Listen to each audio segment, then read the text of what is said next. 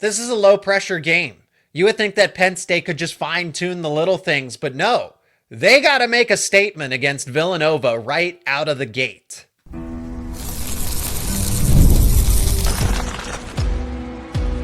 You are Locked On Nittany Lions, your daily podcast on the Penn State Nittany Lions. Part of the Locked On Podcast Network, your team every day. You are locked on to Penn State football, and as always, thank you so much for making Locked On Nittany Lions your first listen and watch every single day, your daily source for all things Penn State sports. My name is Zach Seyko, and I'm your host of the show, credentialed media member for both Penn State football and Penn State wrestling. All right, my preview show for Penn State versus Villanova, and you would think, okay, this is a low-pressure situation. This is an FCS opponent. What does Penn State really need to prove? No, they need to prove something here.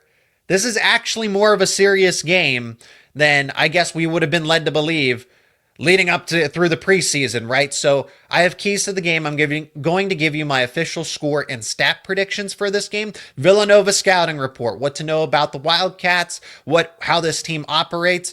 But we're going to begin with how Penn State needs to have that statement performance. Today's show is brought to you by FanDuel. Right now, new customers, when you bet $5, you will get $300 in bonus bets if your first $5 bet wins. Visit FanDuel.com or the FanDuel app to get started. Friendly reminder, let me know your score predictions down in the comments section. Let me know your thoughts on Penn State and Villanova. Battle of Pennsylvania, right? But it starts with the fact that Penn State needs to make a statement here. This is a Villanova team that, while I respect them, I think that they're a playoff contender at the FCS level. This is the number 2 team in the country versus an FCS opponent. And with a lot of the criticism, and I think it's due to an extent. I'm not personally concerned about where Penn State stands on its national title run, but seeing those simple mistakes, seeing just Penn State, when you have your veteran quarterback return, both of your running backs, your entire offensive line at this point. I keep trying to split hairs about, is it all? It is. All of those guys have starting experience from left to right. And then you add those 3 players through the transfer portal that have played a lot of college football in their own right. Devontae Ross, Trevor Pena, and Kyron Hudson. So Penn State, it's the starting offense that needs to make the statement. And I'm sure the defense is going to be amped up as well to give the offense additional opportunities. This is a game where I think Penn State, right out of the gate, if they win the coin toss, let's say Villanova, or if Villanova makes the mistake and they decide to defer, Penn State's going to go up-tempo right out of the gate. They might score a touchdown in under 2 minutes. If they get the football first, I am fully anticipating Andy Kotelnicki to full court press, march down the field, or just hit an explosive play right out of the gate. Either way, Penn State's going to score that first touchdown very quickly. I also don't want Penn State to trip over themselves because that's what they've been doing. But against a Villanova team, they shouldn't be doing that. So that's why it's important for Penn State to have that statement early in the game. And this isn't about winning 100-0 or what have you. I think Penn State, you'll see my score prediction towards the end of the show here. But Penn State doesn't need to win by dozens and dozens and dozens of points. It's cleaning up the small mistakes. It's hitting those explosive plays against an inferior opponent. You kind of messed around with FIU and Nevada to an extent on the offensive side of the football. So for a group that has more potential to be seen, that we know is capable of a lot of good things and should not be struggling with group of 6 opponents, this is your final chance to fine-tune those things, but put the exclamation point out there. You also can't afford to go into the bye week ice cold. Both the conversations from the offense for Nevada and FIU were, we left points on the field. We left food on the table, right? There was more to be had. If you do that against Villanova, then it really becomes an issue. Because the collective opinion right now, I think for the most part, there are people that are still cautiously optimistic that, Penn State should beat Oregon, and Penn State's right there with Ohio State. I'm confident that is the case. But if you go into this game and you deal with the same struggles that you dealt with in the first 2 weeks from the offensive side of the football. If the defense happens to make a couple mistakes in here, I'll give them some grace because honestly, the starters have only allowed 3 points to this point under Jim Knowles' direction. That's why you go and get a guy like Jim Knowles. However, the offense though, the starters, the ones and twos, you got to put up at least 30 plus points in the first half against this Villanova team. Whatever it takes. Go up tempo, explosive plays. Again, you don't throw everything you have at Villanova, but you should be able to with your basic tier 1, tier 2 type of plays in the playbook. You should be able to get yours with not too much resistance. But again, Villanova is well coached. They are going to be well disciplined. Penn State doesn't need to go into all this trickery to get points against the Wildcats. So this game, I like that it's at 3:30 actually. I think Penn State was a little sleepy going into that noon kickoff against FIU. You know, hey, the buzz of the season opener is kind of over with. You got to go through another non-conference game. This one's back in the middle of the day. Penn State should be wide awake. And like I said, it's Drew Allar. Just play a clean game of football. You're on time with your passes, no turnovers. You make the right reads, that kind of thing. Avoid injuries too. So while I say that Penn State needs to go out there and stamp the exclamation point, they also need to be conscious of not doing too much because I know you have the bye week, but you also want to be healthy going into Oregon. So Penn State's going to balance that. They are also going to get the backups into, and I think the backups are going to make a statement. I think collectively everybody's kind of everyone's fired up for this game. It's Villanova. It's the Battle of Pennsylvania, right? So this one kicks off at 3:30 on Saturday. Penn State and Villanova meeting for the 11th time. The last time these two teams met was 2021. Penn State won 38-17. If it's a score like that, I think people are going to be frustrated. I don't think the score is going to be like that. So we got more to get into. What to know about Villanova, the scouting report for the Wildcats, keys to the game, score and stat predictions. That is all on the way here on Locked On Nittany Lions. Today's episode is brought to you by DoorDash. It's almost the weekend. Time to look back and crown this week's MVP on Who Delivered. Powered by DoorDash. Just like you can win every Saturday with DoorDash Streaks, saving more every time you order. These players delivered when it mattered most, so let's break it down. For Penn State, I'm going to go with Chaz Coleman here. True freshman defensive end. He delivered in a big way in the fourth quarter, got his first career sack. It was a strip sack. He picked up the fumble, nearly scored a touchdown. It allowed Penn State to put the cherry on top in that game against FIU. So when the pressure was on for Chaz Coleman, he came through. No hesitation, no delay. And if you've been following along coverage here, you know that this performance was not a fluke. And just like Coleman delivered for Penn State, DoorDash delivers your Saturdays. With DoorDash Streaks, you save every Saturday you order. Stack it up all season, and you can save up to $250, including $100 in DoorDash credits. Order this Saturday. Keep the streak alive. Fuel your game day only with DoorDash. Terms apply. Promo period through November 18th. This is a well-coached Villanova team. Don't just think that the Wildcats are going to be easy to push over. It is an FCS team, but this is a playoff caliber FCS team, and to be determined about maybe some championship aspirations, but I look for the fundamentals. Well-coached, disciplined, veteran group. Also a group that made some key transfer portal additions to where this isn't even the best version of this team. They're only going to get better later on in the season. So it is a low-pressure test for Penn State, but a good test to tune up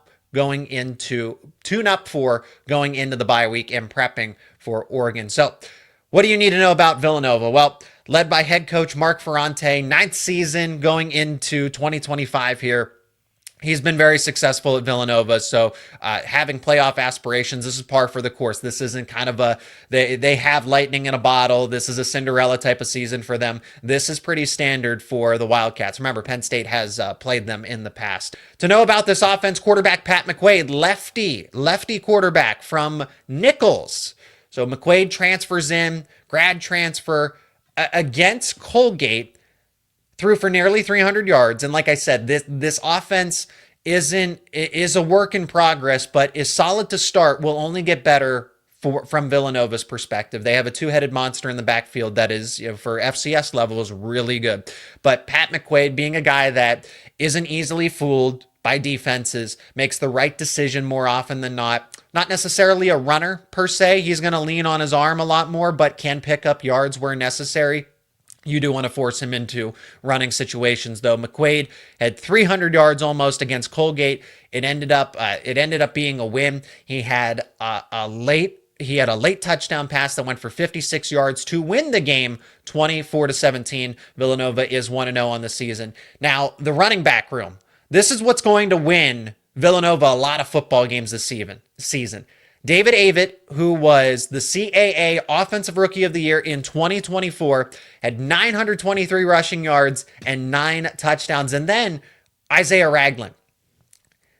Experienced offensive line. This is a duo that is going to, like I said, they are going to lean on this ground game. And at Penn State, their front seven's better.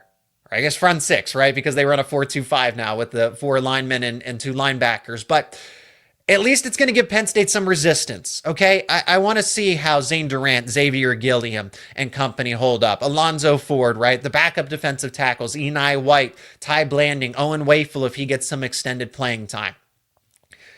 Avett and Ragland, they're both physical bruising running backs. So that's going to test the interior of Penn State's defense. Now, flipping over to Villanova's defense, linebackers are the strength here. And the first one I got to point out is Shane Hartzell. Preseason All-American. He's on the Buck Buchanan watch list. He had 121 tackles in 2024. He is a tackling machine. Sideline to sideline, this might be a game where Nicholas Singleton, if he gets to the outside, has one of those big plays that we've been so accustomed to, not recently, but over the course of his career. So Hartzell is the guy to know about. He's very good at reading plays. Again, middle of the defense, that's going to be tough to go at for Penn State, or at least, again, offer a little resistance here. However, Penn State winning against the corners. I like Penn State's matchups on the outside with Trevor Pena, Kyron Hudson, Devontae Ross, even Tyser Denmark and Kobe Howard if they get in the game against these starting defensive backs. That's where you can really attack Villanova, I think, is through the air here. But for the most part, Villanova is going to have a respectable enough front seven because they are disciplined. They understand how to control gap schemes. They tackle very well. And that's what Penn State's going to have to be aware of going into this game. Special teams for the sake of it. Luke Larson. He is the oldest player in college football at 33 years old. So something to be aware of. Something to be aware of there on the special teams. Just a fun little headline going into this game. So Penn State, watch out for that dynamic duo of Avett and Ragland. I guess I should have mentioned the receivers too, because Colella and Kopecky, Luke Colella and Lucas Kopecky, 2 Lukes in this offense, they can win one-on-one matchups. They are reliable. They don't need help. They don't need schemes. They don't need rub routes to win one-on-one matchups. But like I said, I've already pointed out to the passing game how A.J. Harris and company are at least going to get some resistance, but I will take Penn State's cornerbacks any day over Villanova's wide receivers. Just, again, 2 respectable receivers that can put up 100 yards at any point in time for this Villanova offense. So that is what you need to know about them. Villanova won against Colgate 24-17. They're 1-0, and this is a team that down the stretch could definitely improve week by week and be a solid play. They already are a solid playoff contender, but could get better from there. All right, keys to the game for Penn State. Also going to give you my final score prediction, what you need to know about the Nittany Lions and their checklist for this Saturday. That is coming up next here on Locked On Nittany Lions. This episode is brought to you by Mazda. Mazda crafts cars for those who do more than simply move. Mazda delivers confidence with every ride with more IIH Top Safety Pick Plus awards than anyone else. From footwork to breath work, athletes sweat all the details, and Mazda brings the same intention to how we craft every model. You can make everyday drives feel like anything but, from smooth handling to intuitive controls. And with all-wheel drive standard in every crossover SUV, you can drive with confidence through almost any season. Like our players, we sweat every detail, because when you make every move count, impossible becomes irrelevant. Mazda, move and be moved. And this episode is brought to you by FanDuel. The NFL season is here, and FanDuel is making sure you are ready for kickoff with a can't-miss offer. Right now, new customers can bet just $5, and if your bet wins, you'll get $300 in bonus bets to use across the app. That is right, on NFL football, college football, any sport that you want. FanDuel makes every game more exciting. So whether you're watching your favorite team or you're just keeping an eye on your fantasy lineup, it's quick, it's easy, it's the best way to add a little more energy to your Sundays and your Saturdays as well.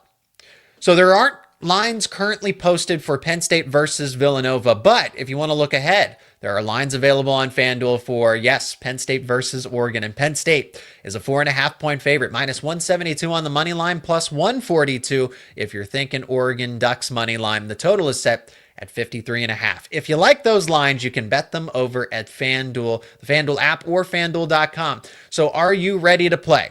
Download the FanDuel app now by visiting FanDuel.com to get started. That is FanDuel.com to place your first $5 bet, and if it wins, you'll get $300 in bonus bets. All right, keys to the game, final score predictions, some stat predictions as well, what to expect from Penn State, and how Villanova can keep this competitive, keep it respectable to an extent, right? This is the number 2 team in the country, a national title contender versus an FCS team, may I remind everyone, but a very solid FCS team. So for Penn State, keys to the game, avoid those simple mistakes, avoid those sloppy mistakes. This is a game where you can build confidence, catch some lightning in a bottle before you go into the bye week and then reemerge against Oregon. So you cannot afford to go into the bye week looking sloppy, leaving points on the football field, leaving food on the table, so to speak, right? And that's what Penn State has been doing these past couple of weeks against Nevada, against FIU. It's always, the discourse has been, well, we could have done more. We could have done more.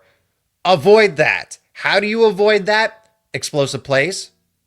In addition to avoiding the silly mistakes that we've seen, explosive plays. No turnovers, right? If there's a turnover here and there, I don't want to see anything multiple 2, 3 turnovers, fumbles, interceptions. No, that's unacceptable. But if there's a juggled pass on a deep ball or something like that, I can understand if that ends up into the hands of a lucky Villanova DB. If it is an intentional bad read, a miscommunication, that kind of thing. So it's limit those mistakes. You got to hit on the explosive plays because you have to set the tone early. If we're talking about making a statement here, the statement needs to come from the offense. It's not so much about the defense has done its job. Jim Knowles and company, and that's where James Franklin is really highlighting players that are cycling in. 3 points allowed up until the final 30 seconds against Nevada.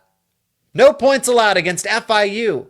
So in the starting defense, collectively, the main defense, the 1s and 2s, have only allowed 3 points in the Jim Knowles era thus far. It is very realistic that Villanova could be shut out again, but I will get to my final score prediction, okay, a little later. So you got to get the explosive plays. I would not be surprised if Penn State has a play action. They hit Devontae Ross deep, or it could be anybody, honestly. Kyron Hudson can win in traffic. Trevor Pena can get open against these defensive backs for Villanova. You are going to see Penn State jump out probably to a 14, 21-point lead, maybe even after the 21 points, maybe even after the first quarter. This should really be put away by halftime. Something along the lines of 35-0 at half, where you could definitely see Penn State in the 30s going into halftime. You have to finish drives. I don't want to see any more red zone struggles. Again, this is a team that you should be able to push back on the line of scrimmage. If this is truly the Joe Moore Award contending type of offensive line that we know, that we believe in, right? Then you have to finish drives, not play from behind the sticks, not get into 3rd and 7, 3rd and 8. That's what Villanova is going to try to do. Villanova is going to try to do the same things that FIU is doing and force uncomfortable 3rd down situations. But when you get into the red zone, don't mess around, continue to chip away, because I think that's what's surprising is that against Nevada, against FIU, it's those short yardage situations that have been a little too difficult for this Penn State offensive line and Nicholas Singleton and Katron Allen in the backfield.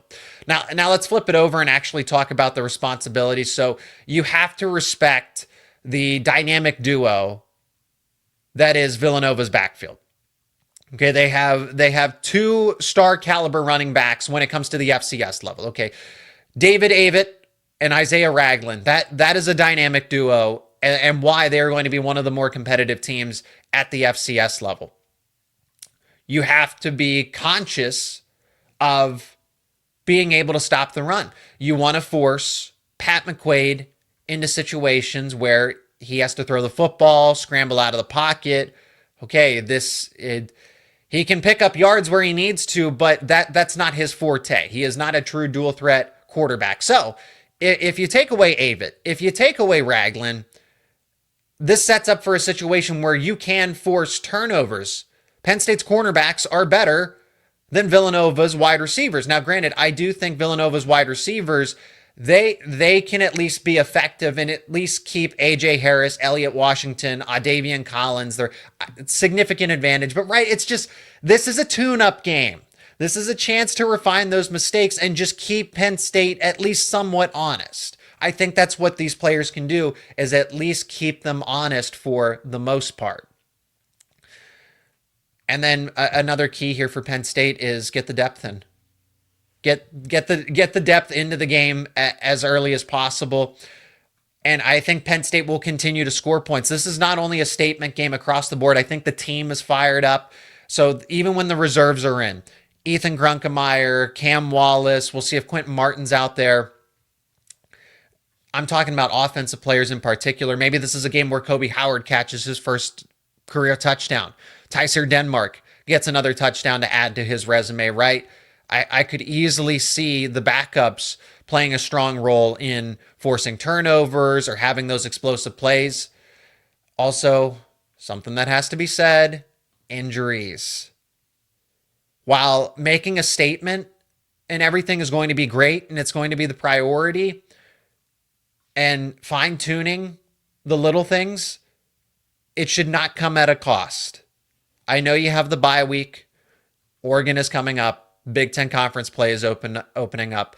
Aside from the preseason injuries that we've seen, this has not been pointed out enough in my mind that Penn State is healthy. Guys might be dealing with bumps and bruises that we don't know about, but they're playing. They are good to go. Everybody has the green light on the injury front. There's nobody dealing with, how's the depth chart going to look? What's this player's availability like? Zariah Fisher is back. Alonzo Ford is back. Guys that were dealing with bumps and bruises and question marks going into the season, they, for the most part, are all available, again, except for a handful of players that we know about are out long term. So do not risk any injuries just for the sake of trying to prove it to people that think Penn State's overrated or that Penn State's not going to be able to beat Oregon. Final score prediction, some stat predictions as well. Okay, so I think the backups will get in fairly early. And I think Drew Allar's day will be done midway through the third quarter, but I still think Penn State's offense is going to be able to hum along. I'm going 63-7. That was my score against Nevada, but this one makes a little more sense. With the chip on Penn State's shoulder, this is a solid Villanova team, a respectable one, but they are an FCS team. I do see them, and again, they're not going to go away. This is a veteran team that's going to want to make it respectable. All right, and here's some official stat predictions as well for Penn State versus Villanova. Again, I think that the starters are going to be taken out of the game fairly early. So Drew Allar, getting to 200 yards in the first half if he's going to have a couple explosive plays, a 50-yard pass to Devontae Ross, maybe Nicholas Singleton, I think can even break off a 75-yard touchdown against Villanova. I definitely think some of these things are due to happen here. But don't think that Penn State, Drew Allar is going to get 300 yards and Nicholas Singleton and Kaytron Allen will together get 300 yards. There's just not the volume there. So I will take Drew Allar to get to 200 yards. I don't think Penn State will turn the football over in this game. I think Nicholas Singleton can get to 100 yards, and we'll see what Kaytron Allen is able to pick up as well. But again, the volume won't be there. Expect probably 8 to 10 carries, similar to the Nevada game. Wide receivers, Trevor Pena could be the leading receiver. Maybe they go to Devontae Ross again as well through those explosive plays if that's what they're going to do. So I think the wide receivers across the board, it's fair to say that each of them kind of get a piece of the pie. That there's not just one receiver, because it was Trevor Pena and Kyron Hudson, but now all three of them have worked into the offense. So they should have a pretty even split in the statistics. Each of them could have 50 yards, and then the tight ends will kind of pick up some of the remaining yardage. Turnovers, Penn State, this is a disciplined team, so I'm expecting still a couple of turnovers, but a lot of penetration from the pass rush. This Jim Knowles defense should be able to get after this Villanova passing attack when they decide to drop back. Chaz Coleman could have multiple sacks in this game. Eager to see a Jalen Harvey or a Malachi Williams pick up a sack as well.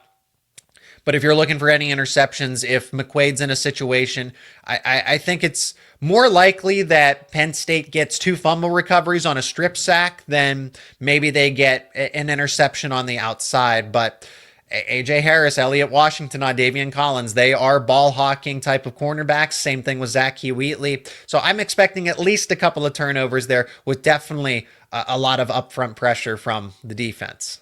So 63-7 is my final score. Let me know your final score down in the comments section. That's going to do it for this edition of Locked On Nittany Lions. Appreciate each and every one of you. If you're not an everydayer, become one. Subscribe to the YouTube channel and wherever you get your podcasts for the latest conversations around all your favorite Penn State sports teams here on Locked On Nittany Lions.